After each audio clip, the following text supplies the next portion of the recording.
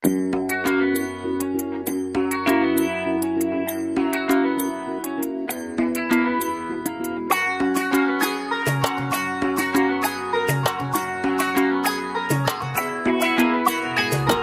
বাজা কাসর বাজা উলু দে আর শাখ বাজা, বছর পরে আবার এলো মাঝে।